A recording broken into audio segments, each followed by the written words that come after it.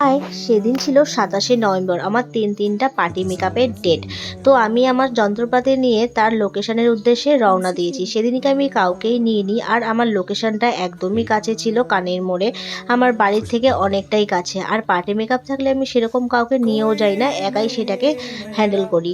তো যাই হোক, তো আমি এখানে চলে এসেছি ক্লায়েন্টের বাড়িতে। তো আমি এখানে বসেছিলাম, আর আমাদের প্রত্যেকটা মেকআপ আর্টিস্টদের কিন্তু এটার সম্মুখীন হতেই হয়। ক্লায়েন্টের বাড়ির গিয়ে আমাদের ১ ঘন্টা হোক, আধ ঘন্টা হোক, আর ১০ মিনিটই হোক, বসতে আমাদেরকে হবেই। যতই তুমি তাদেরকে বলে দাও না কেন, কিন্তু এরা না খুবই ভালো ছিল। খুব তাড়াতাড়ি পর্যন্ত চলে এসেছিল। আমি এই মিনিমাম ১০ মিনিট মতন বসেছিলাম ওরকমই। তো আমি চলে এসে দেখো ইনি করবে পার্টি মেকআপ। তারপরে দেখো আমাকে চাও খেতে দিয়েছিল। আমার party makeup almost complete. Second ছিল ইনি, আর থার্ড নাম্বার ছিল ইনি। আর এত তাড়াহুড়ার মধ্যে সেরকম করে ভিডিওই করতে পারিনি, ছবি পোস্ট করেছিলাম, তোমরা অনেকেই ভালোবাসা দিয়েছিলে।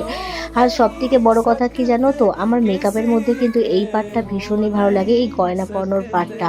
আমার পার্সোনালি নিজের তো সোনা গয়না ভীষণই ভালো লাগে, আর যাদেরকে পরাই তাদেরকেও আমার ভীষণ ভালো লাগে। এই দিদিভাইকে আমি পরিয়ে দিয়েছিলাম। তারপরে অনেকটাই লেট হয়ে গেছিলো, কেন আমার আর একটা পার্টি মেকআপ ছিল, সেটা 7টা কিন্তু 40 বেজেই গেছে।